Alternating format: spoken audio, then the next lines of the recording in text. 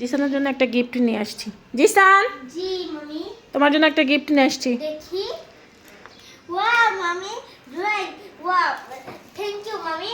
ওই আমি এটা দিয়ে ড্রয়িং করতে পারবো, আমার হ্যাঁ, খুব পছন্দ। এবার এটা নিয়ে আসছি, দেখি।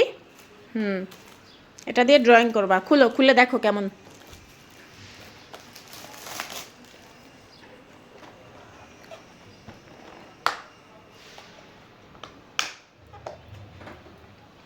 ওয়াও, সুন্দর হয়েছে না? হ্যাঁ। এবার চেঞ্জ করে দিলাম। আগের বার এনেছিলাম অন্যটা, এবার এনেছি এইটা।